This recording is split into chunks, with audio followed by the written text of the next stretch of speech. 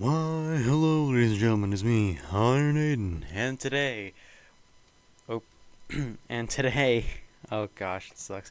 We are playing once again Take Mechanic Simulator, and I've gotten a face cam now, yay! So yeah, let's get to it. So today we're gonna be working on a Panzerkampfwagen 8, no, Panzerkampfwagen 7. This will be technically the Tiger 2 Aus BH. I'm just gonna say ausf H because H stands for Henschel and P would stand for Porsche. So, from what I already see is we already got a tank hit directly in the front, so that's fun. From from what I know is, or from my memory, I'm pretty sure is the front of the Tiger 2 is like 150 millimeters thick, and then at this angle too. What could have had a big enough gun or something with such velocity to go straight through this? Put your guesses in the comments below, or maybe we could look at some engagement. Who knows? Although this looks like really 29.6% of repairs done. Now you may be asking yourself why I look so confused. Well, don't mind this. Tank assembly is only 38.9. That's pretty good in my opinion. But so I actually have a plan for these, where I will put the tanks in the painting room. Don't mind the Sherman.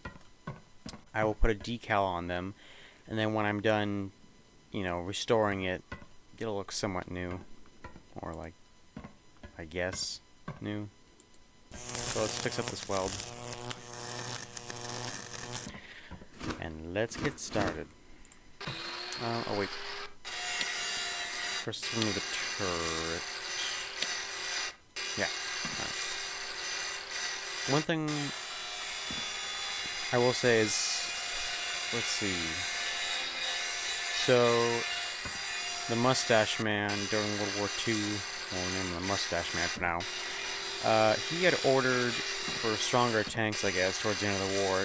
Plus, I think at the time Germany was really low on like supplies. I'm just gonna lower this real quick.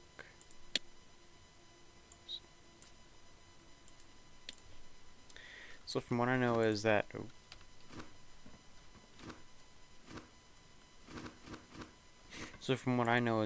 Germany was actually pretty low on supplies. Russia was already starting to come in. Britain, Canada, and America were already starting to come in. They were already in Octen. Is it Octen? I can't remember. I don't know how to pronounce these. Anyways, I'm not fluent in German. Oh, and Kurtzgen, Hamburg, and a couple other places. But not Berlin. Because I'm pretty sure at that point Berlin was just like stacking everything up, dumping all of its resources into defenses and the people. And from what I know is that basically they just sent a bunch of these tanks. Oh, Jesus. They sent in a bunch of these tanks, and most of them would break down frequently. Because I guess these were just too big a heavy machines. They were, I wouldn't say ahead of their time, but they were kind of. So that could have also led to some, if not mostly all the problems. So, yeah. Mainly problems with like the transmissions, like they would break or they just wouldn't work. The engines would break down. They wouldn't have enough gas. They wouldn't have enough lubricant to keep them going. Just like a problem with the Shermans, I'm pretty sure, like the early war Shermans, they would just break down and they would catch fire or something. But I don't believe that. I don't fully believe that,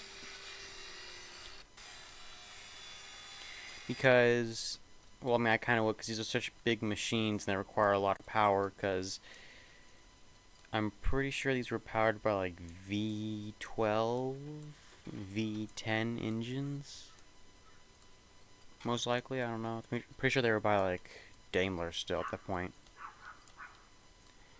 And I have a neighbor outside my window having their dog yap. I'm gonna close my window.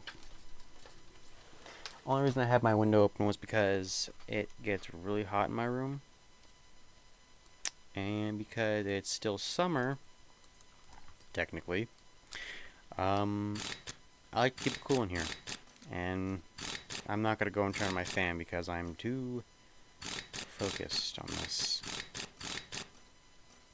You know I'm gonna go turn on my fan because it's getting really hot. Don't blame me if my fan turns on. I think what I meant to say was, don't blame me if my fan turns on and becomes, well, here, technically, don't blame me if my fan starts being loud, because that's what my fan was, and I don't know if the microphone was picking it up. So, yeah.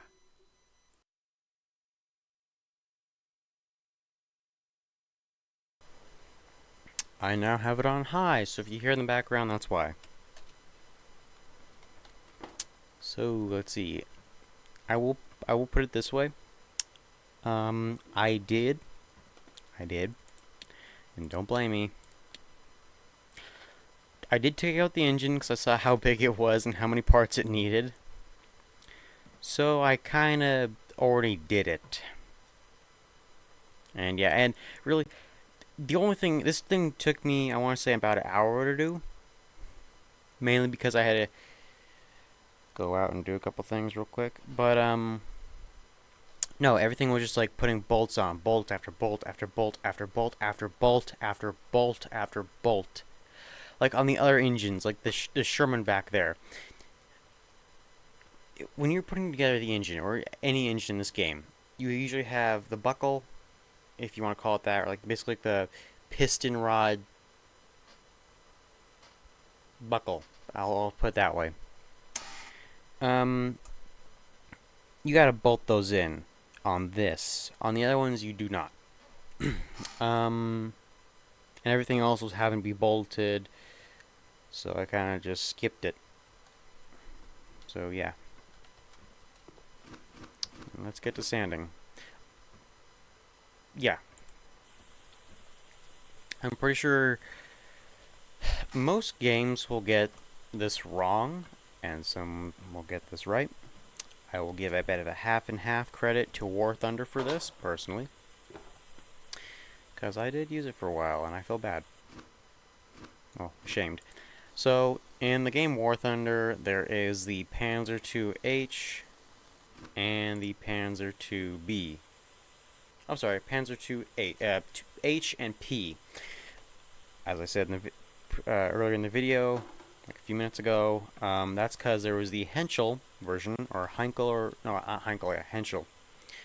That is because two companies, I'm pretty sure, took the contract, or they were contracted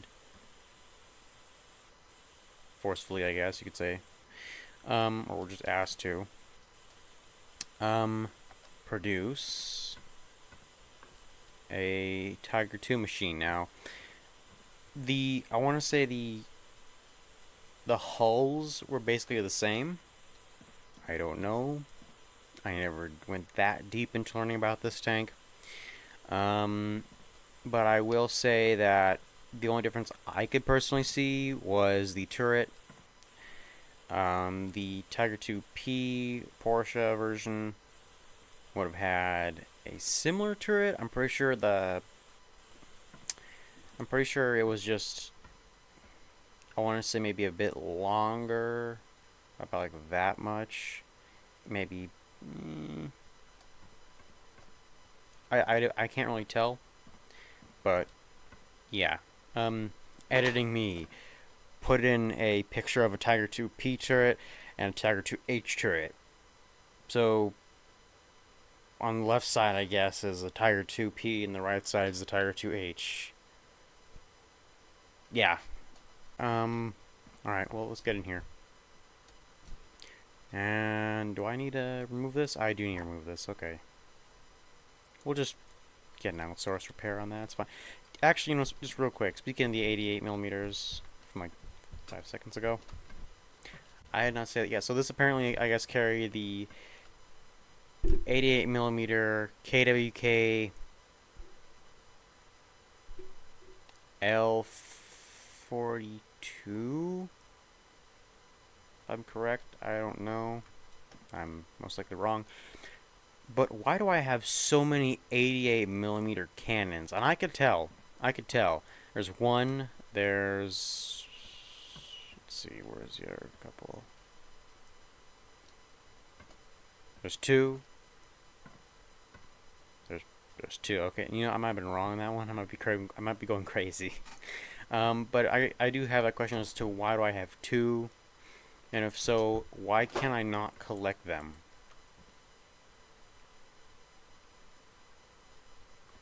Hmm. Yeah. A little weird, in my opinion. Um. Oh, one thing I failed to mention is that War Thunder also has a premium version of the Tiger 2H with, I think, is a 105 millimeter gun. Because I think it's called the. I think it's called like the Tiger 2H SLA 15. No, then it'd be 150 millimeter. You know, honestly, I wouldn't doubt it if Germany, put it that way, try to actually put a 105 millimeter cannon inside one of these things, which I'm pretty sure they tried because they were pretty innovative. They still are pretty innovative. I'm just saying their thought process at the time, because oh, look at us, we want to have more power, more weapon. We want to make the biggest weapon. We want to make the biggest vehicle in the world that has the biggest weapon, also the toughest vehicle. Well, guess what? You managed that, Germany. Old war Germany. It's called the Mouse. You guys invented it, we know. Speaking of the Mouse in this game, never worked on it, never found it, never even tried to find it, because it is probably the rarest now, in my opinion. I thought it was the second rarest against, like, Little Willie. No, it is the rarest.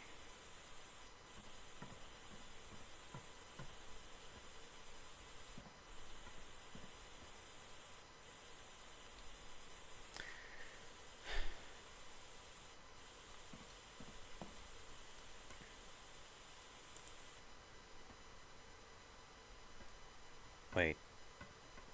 Oh, that's pretty weird. I just noticed that the I was about to say torsion arms, but I guess like the suspension. I guess you could say it's the right way, but like it goes back. I guess like it should on the right side, but on the left side, that's pretty weird. Huh? Never noticed that. Well, then again, you can't really see the suspension on the actual tank because it's behind all those wheels, interleaving wheels. I think there's, let's see, there's one in the rear, one in the front. I think the Panther actually had like 3 interleaving wheels, where it was like there was like one in the middle, one in front, one in back. So I kind of was like 3 interleaving wheels, because it'd be like one here, and one here, with that one in the middle. Whereas this one is just like, if that makes any sense, I don't know. I can't use hand gestures. All right. Painting mode. So this would have been 231. I don't know if there was a tank that was labeled as 231. I'm just gonna say this is gonna be the tank designation for now, is 231.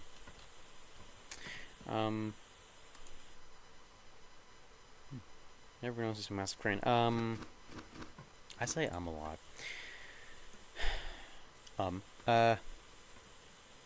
What was I talking about? Oh yeah, I don't know a single tank in real life, or in games that would have had the designation of 231.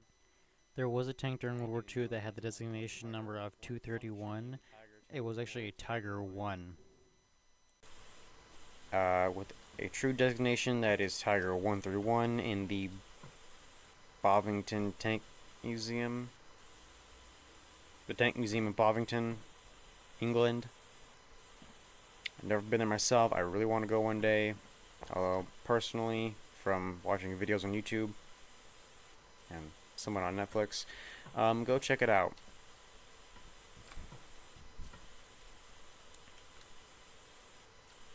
Is this entire tank just orange? Like, they just sprayed primer on the entire tank. Am I going crazy? Or is this actually what it looked like? I would have to go look at a video of an interior of this to see if it's actually really orange. Actually, you know what? No. I wouldn't doubt it if they painted it orange, because this thing did have to have, like, breathing apparatuses for how tight and heavy it was.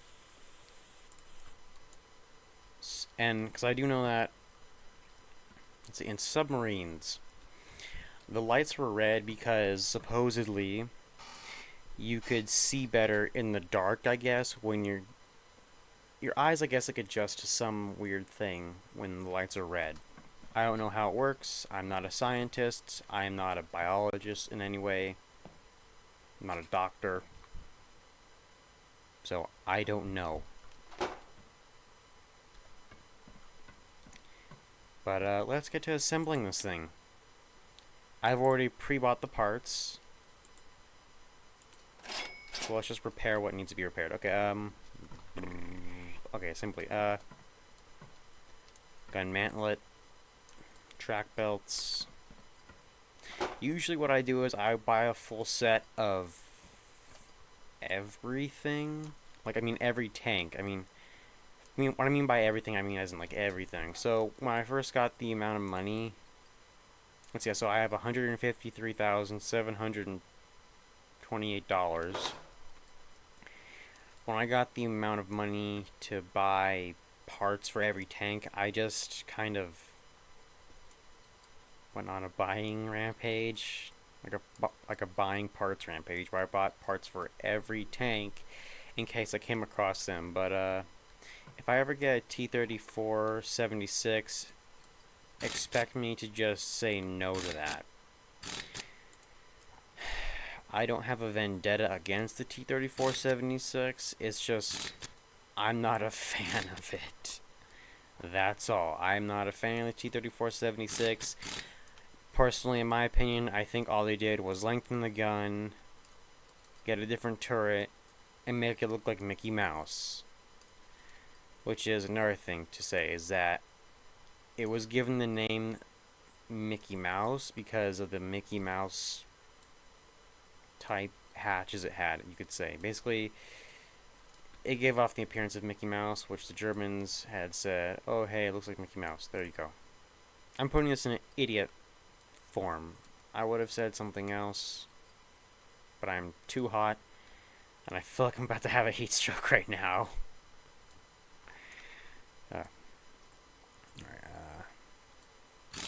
Comment your guesses down below and put a timestamp right here. How many rounds of ammunition do you think this thing could hold? Because I know games get it wrong, like War Thunder and World of Tanks.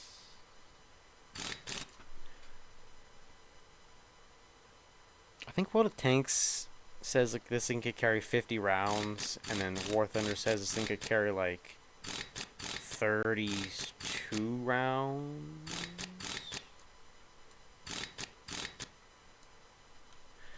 My guess is this thing could hold up to, I don't know, 40. I mean, it's more of like an in-between World of Tanks and War Thunder. Although, you know, which one's better? War Thunder. Then again, it is realistic. So, personal opinion. I don't have anything against people who play World of Tanks, just a personal opinion.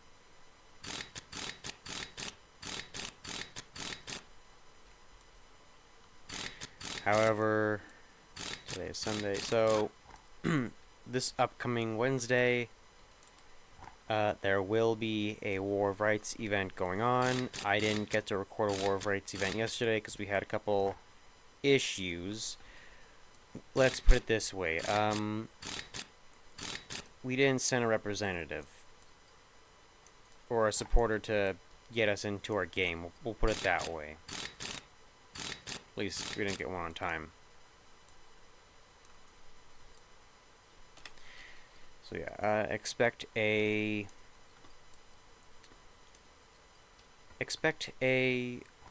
video of War of Rights on Wednesday. If not, because I'm doing other stuff during the week, now that summer's over and Nova is not in school. Kind of, it's not really school. I probably won't get it out till Friday. Saturday's like the latest I'll ever do. So if I'm ever recording on Wednesdays for War of Rights, expect to get a video on a Friday. If it's ever a Saturday, expect to get a video on Sunday. If not, probably Wednesday, the day of an event. Who knows? I might get it out to you Monday. It's all mainly just timing and whether if not I could get recording in time. Because mainly the entire time, it's just me basically going through the entire video, censoring what we all say. That's kind of really it. I will, however, leave some stuff in there. I won't leave everything. I want to stay monetized, so there's that. I know I'm missing a couple things, so I'm just kind of like spastically just like moving my mouse around. So, yeah.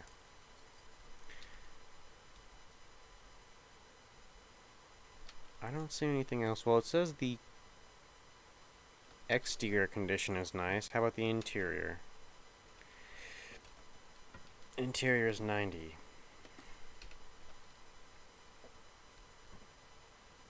I mean, I don't see anything. I don't know if the mic is picking it up, but I might sound nasally because yesterday I went into the pool with my familia, so yeah. In case I do sound nasally. Let's see, our interior, what am I missing? What am I missing? Oh. Fan vent cover A. Oh.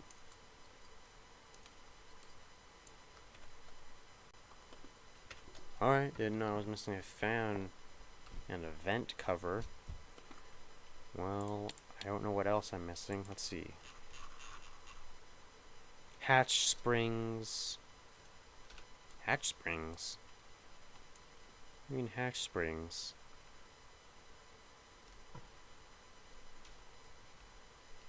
Does it mean this hatch?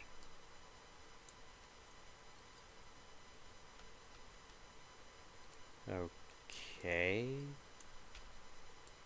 I don't see any hatch springs for this hatch. Is it talking about a different hatch? Because it's the only turret I see.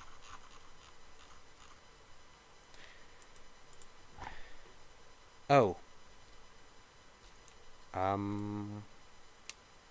Well, I might be blind.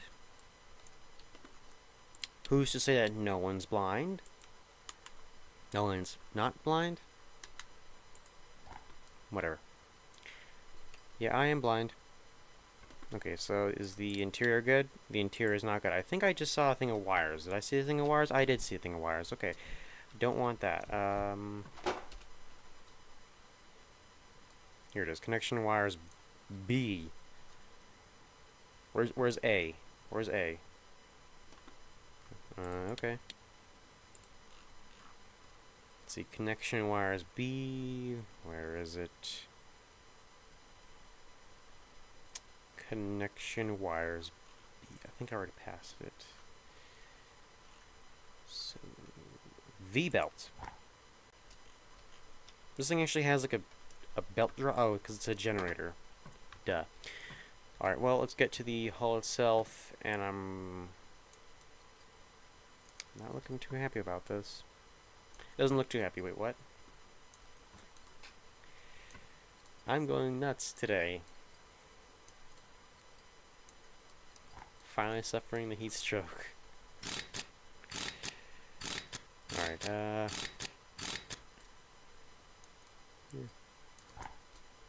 how many rivets?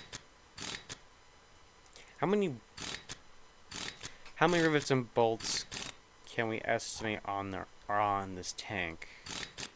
I can bet you anything someone has counted and is gonna post in the comments. So someone give me actually no, everyone give me a guesstimate on how many bolts and rivets you think are on this tank altogether.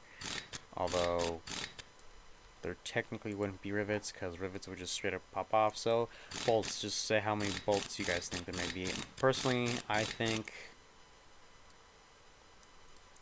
there may be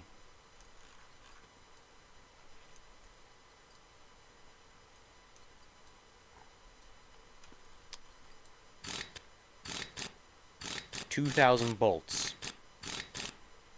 It may seem like a big number of bolts, but for this tank, this might be about 2,000 bolts.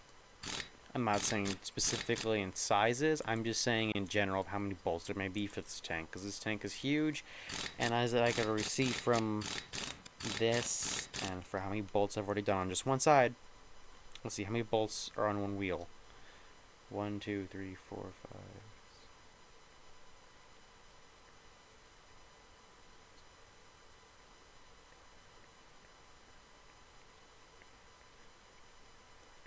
33 bolts per wheel. Per wheel. Was this missing the transmission earlier? I don't know, I don't remember. I swear this actually had the transmission in it already. Like the differential housing, the brake drums and everything. I swear I already had that. Okay, final drive cover. And this thing has bolts too. Of course it's going to have bolts, because every diff cover has bolts. Okay. So how many bolts is this extra? So there's what did I say, 32? 32 bolts on the one wheel, so there's 1, 2, 3, 4, 5, 6, 7, 8, 9, 10. There's 14 bolts on the diff housing, differential cover, and the sprocket wheel has bolts. So let's see, there's 14 on the diff cover, 32 or 38 on the wheels, I already forgot, and there's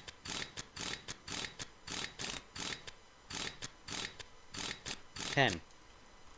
10 on the sprocket wheel, so there's 14 for the diff cover, 10 on the sprocket wheel. Okay, pretty sure my game just froze. Yeah, so yeah. Never counted the idler wheel. No, because the idler wheel didn't have any. Idler wheels, it's freely moving. Alright, so let's see. Wheel cap is gonna have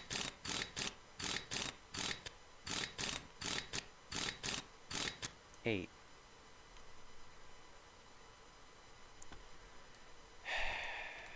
Okay, you know what?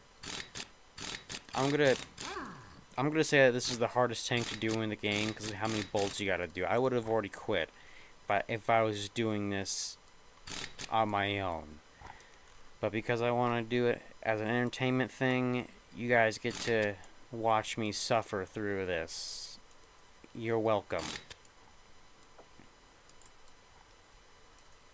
Alright.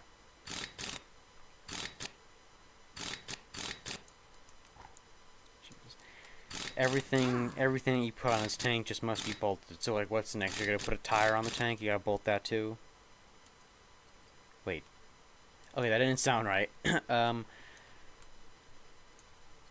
You know, I can't think of anything. This is what happens when you're in a bit of a heat wave, a massive heat wave outside, and you're just gonna go nuts.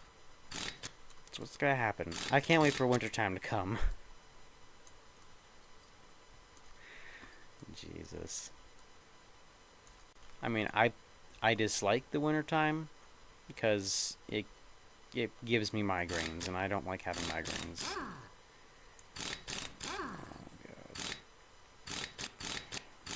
However, the heat, I just like it because you get to go in the pool. It's fun to be in the pool, swim, have friends over. And what was I just putting down? Whereas like the winter, it's like you gotta bundle up, you gotta wear a bunch of stuff. You get so hot that you start sweating like crazy, and you gotta take it off. And it's as soon as you take it off, it gets really cold. And there's no evening out what you put on. It's either you suffer with being hot and sweating the entire time, or it's just freeze. Honestly, I'd rather like just keep a flannel on, and that'll protect me for sure. This one I just realized. This thing one actually has two pedals, a gas and a brake, or an accelerator and a brake pedal. Did this thing have an automatic transmission? I'm gonna ask Siri that. Hey Siri, did the Tiger 2 have an automatic transmission? Here's what I found. You never want to tell me, Siri. Thank you.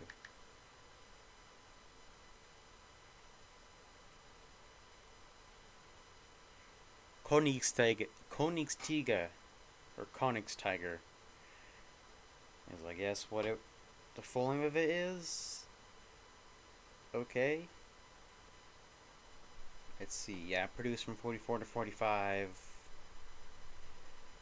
Around 500 built. Okay, cool. I'm looking for the transmission.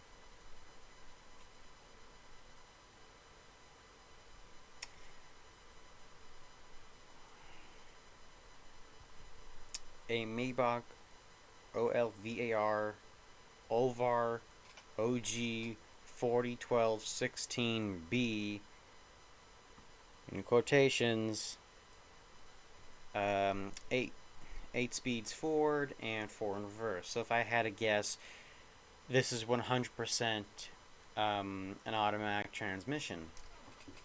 So, because there is no way any man, no matter what the case may be, is going to want a pushing clutch immediately as soon as he's done pulling off. And I'm not saying for double clutching, I'm saying he's going to be like the entire time, going back and forth, just like switching gears from first to second to third.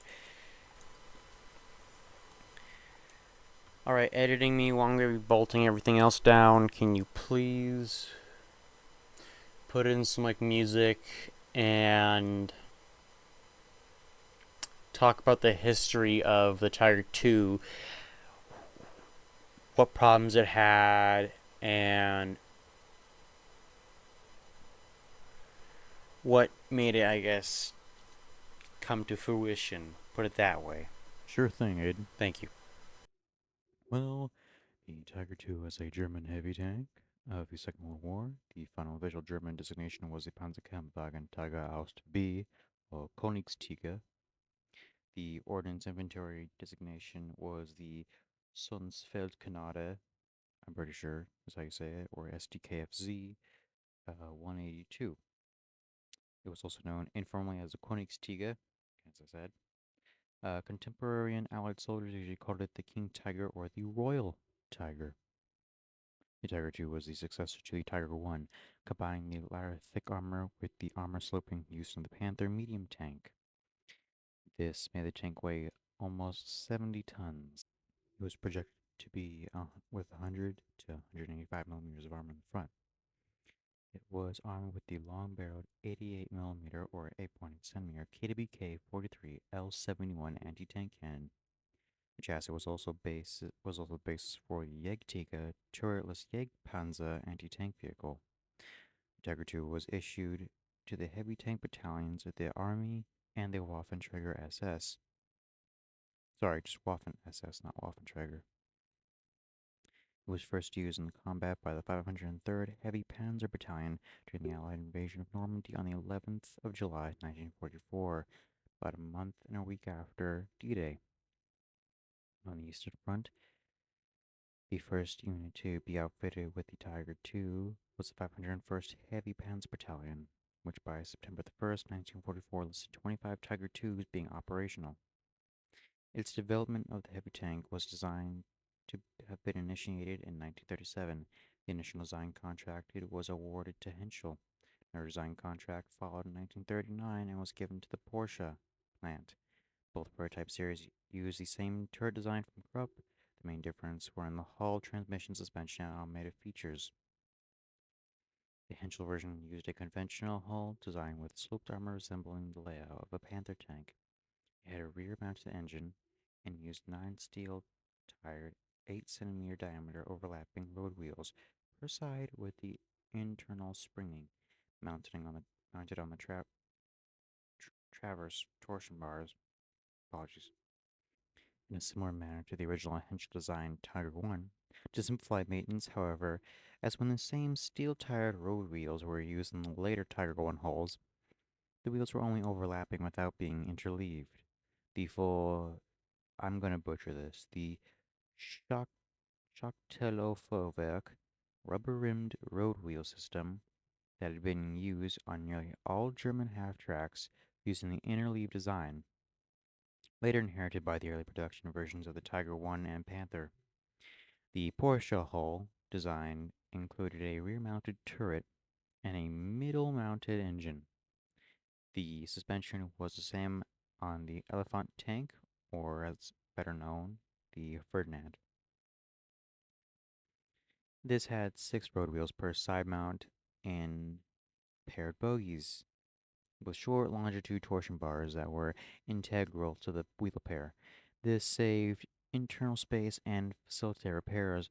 One Porsche version had a gasoline electric drive fundamentally identical to a diesel electric transmission, while using a gasoline fueled engine as the prime mover, similar to a gasoline electric hybrid, but without a storage battery.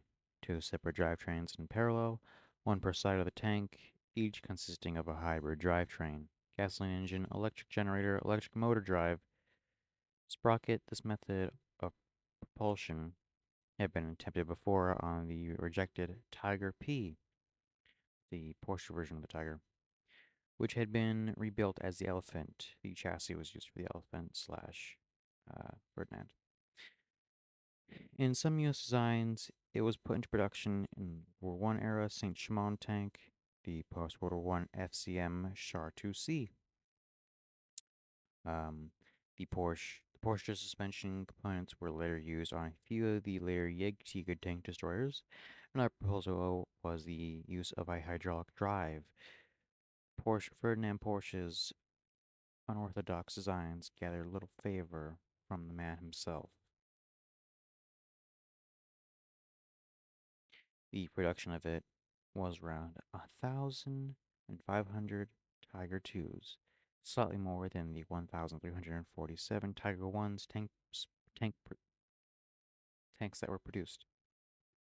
Although this is because the production was severely disrupted by the Allied bombing raids and attacks as they're coming towards Berlin.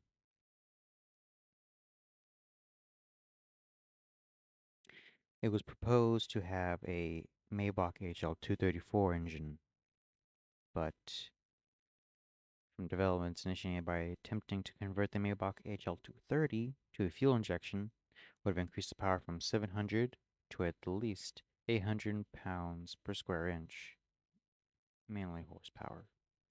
In January of 45, I'm going to butcher this again, the Entwicklungskommission Panzer anonymously decided that the HL234 be immediately included in the engine design and procurement program. The ZF AK-7 200 gearbox was also explored as an alternative to the Maybach Ulvar B semi-automatic. So as I said in the video earlier about it being a 40, 12, 16 gearbox, it is an automatic gearbox. But it begs the question, why are there so many levers or outlets? We shall see later on in the video. The Waffenment Research and Development Department of the WAPRUF, WAPRUF 6 found that it offered inferior driving characteristics, and so the Maybach Ulvar B was retained. There was also a program using the Simmering Grasbuka SLA 16-cylinder diesel engine, which is probably why it says the SLA 16 for the premium version of the War Thunder Tiger II. The war's constraint on supplies and capitulation resulted in the cancellation of this program. Krupp proposed mounting a new weapon, the 105mm KWK L68, while Proof was not WA Proof 6 was not supportive of this as the Heer had not accepted the cannon itself, meaning probably the mustache man himself.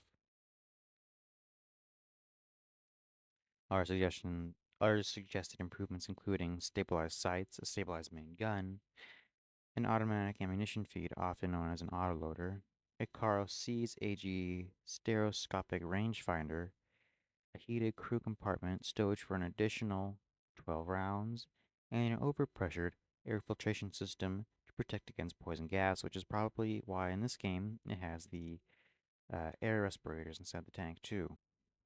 However, these never got beyond the proposal point, and neither production had began before the war ended. Apart from research training and a 5-tank attachment to the Panzer or LEHR, again, I will butcher these, the Tiger II was only issued to heavy tank battalions or the Schwerpanzerabteilung of the German Army or the Waffen-SS. A standard battalion or Abteilung comprised of 45 tanks. The battalion commander would have had 3 Tiger IIs. The 1st, 2nd, and 3rd company commands would have had 2 Tiger IIs, so in a total of 6. 1st, 2nd, 3rd, 1st, 2nd, 3rd platoons would have at least had 4 Tiger IIs, so in total you would have 3 platoons per command, 3 commands per battalion command. So, let me do the math in my head real quick. You would have around 45 tanks. Early Tiger IIs proved unreliable, owing principally to leaking seals and gaskets, and overabundant driver training originally intended for a lighter vehicle, and teething problems with the final drive and steering unit, both of which had been newly designed for the Tiger II. The final drive unit and the double radius steering gear was initially particularly prone to failures. The new double-link track proved to be vulnerable to sideways stress when the tank was driving on uneven terrain, as well as causing only ever other sprocket-toothed wheels to engage with the track, leading to their rapid wear and potentially damage to the final drive. The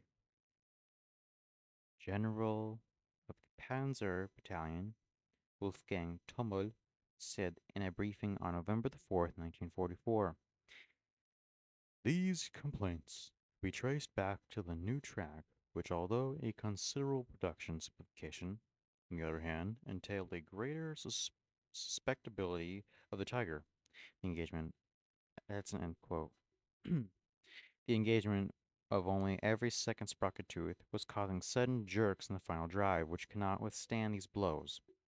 Henschel's chief designer Erwin Otters wrote, "The failure occurred because the Tiger II went into production without considering the test results. The failure occurred because the Tiger IIs went into production without considering the test results." End quote. Lack of crew training could amplify this problem. Drivers originally given only limited training on other tanks were often sent directly to operational units already on their way to the front. The Schwer has Panzerabteilung 501st, or the Heavy Tank Battalion, 501st, arrived on the Eastern Front with only 8 out of the 45 tanks operational. These faults were mostly due to the final drive failures, but the first 5 Tiger IIs delivered to the Panzerlehr Division broke down before they could be used in combat and were destroyed to prevent capture. Henschel worked closely with crews to solve the problems, and with the introduction of the modified seals, gaskets, drivetrain components, and new single-link track designs, accompanied by a new sprocket wheel, as well as an improved driver training and sufficient maintenance, the Tiger II could be maintained in a satisfactory operational condition. Statistics from the 15th of March in 1945 showed reliability rates of 59% of the Tiger, almost equal to the 62% of the Panzer IVs, and better than the 48% of the Panther that were operational by this period. Well, that's the end of the history of the Tiger II. So let's get on to some music, shall we?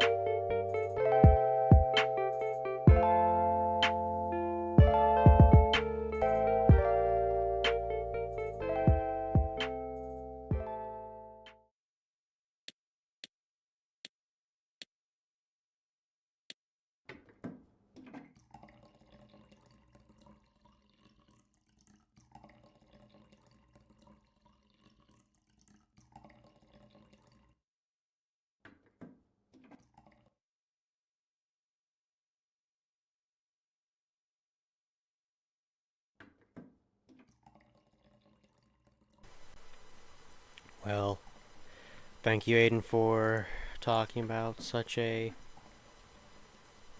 topic, I guess. I don't know. Yeah, I guess all we gotta do now is just fill it up like we usually do. Start it up, take it to the proving grounds. Well, first test drive it and see if it even works. Well, obviously it's gonna. Um, then take it to the proving grounds, although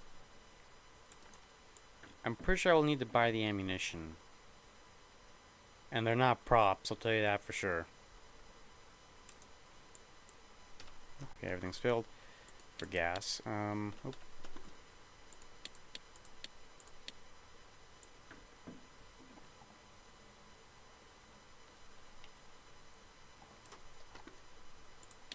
Let's see. Coolant.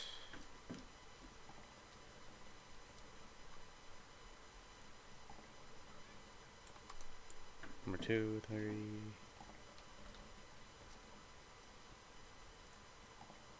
Alright.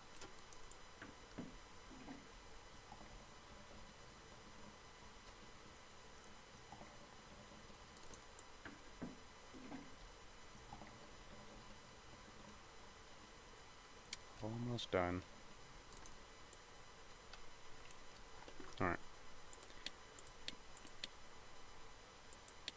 coolant? Okay, no, yeah, everything's done. Okay, alright.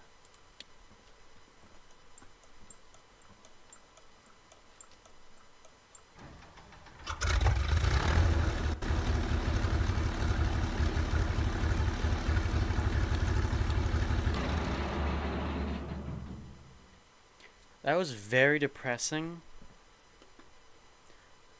I don't care. Let's just take her to the proving grounds. This video is getting way too long in my opinion, so... Let's get to it. Alright. Well, oh heck, I can actually use this now. Alright,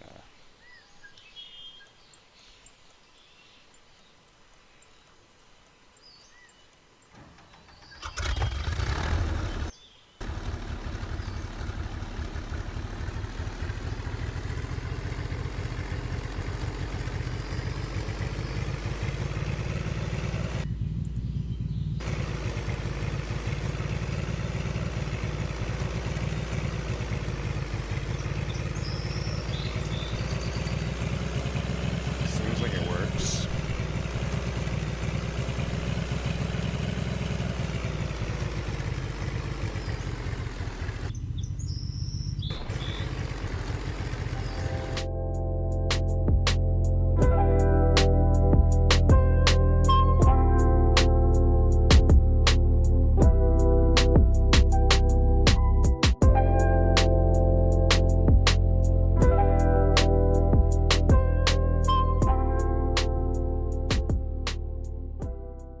It just did.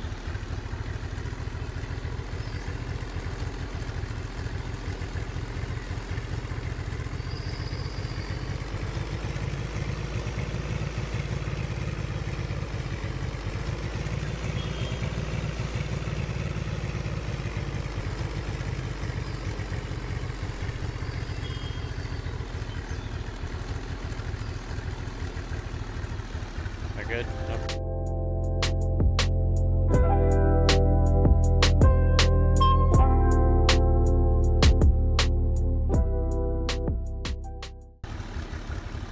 Okay, nope, let's go to the gunner's position.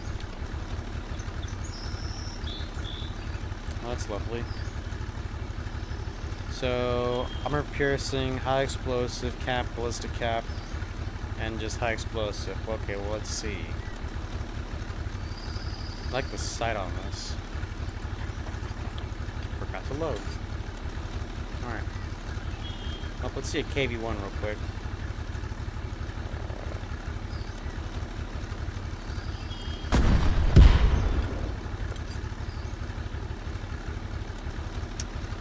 Alright. Yep. A little high.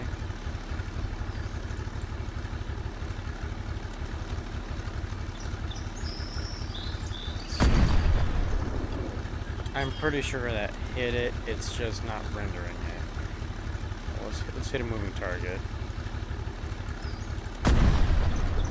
That hit for sure. Okay. Let's see this target.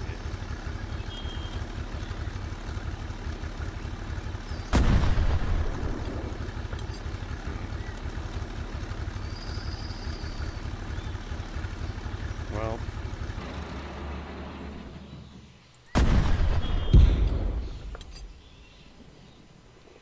let's see. Let's go to the commander's position. The hatch.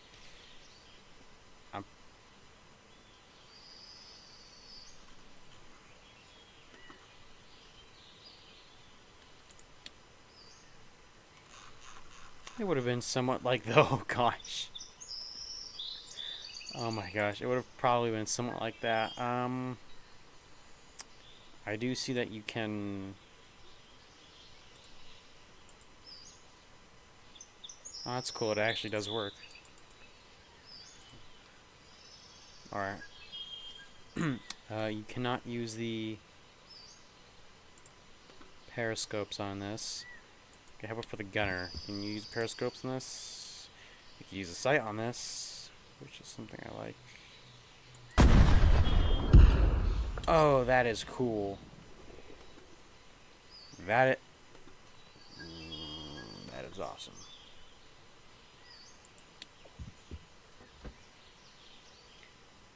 I will not complain, but that is awesome.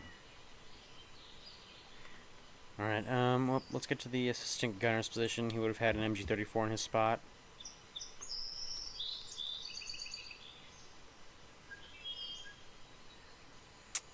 See an escape hatch. That's where the MG34 would have been. Nope, can't look down the sight. My head would have gone right there where my flashlight's pointing. Alright, well, let's go to the driver's position.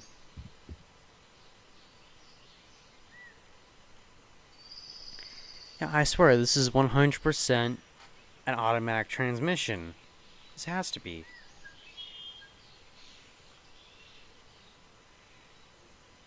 Well, the mileage seems kind of weird. So we have,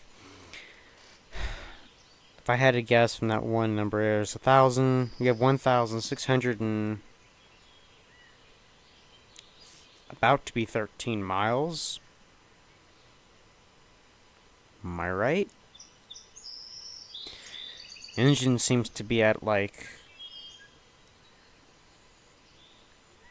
70-ish degrees. Kind of 70. 80 degrees, never mind, it's at 80 degrees. Possibly. I don't know what Koenig stands for.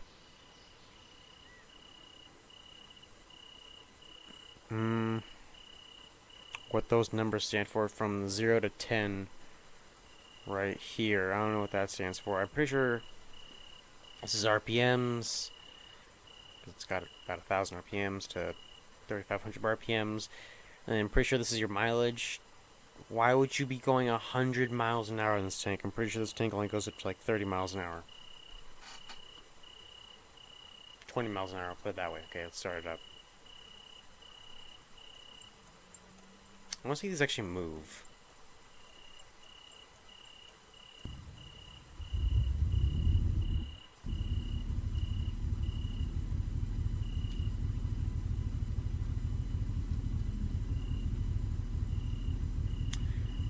No, they do not move. It'd be cool if they did move, though, however.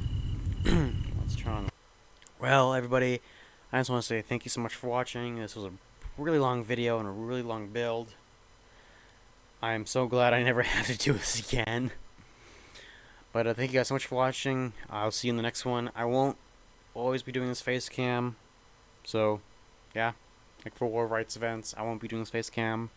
And maybe a couple other times when I'm videoing, I won't be doing this face cam. So, yep. Thank you everybody so much for watching. Hope you have a good day. See you all later. Peace.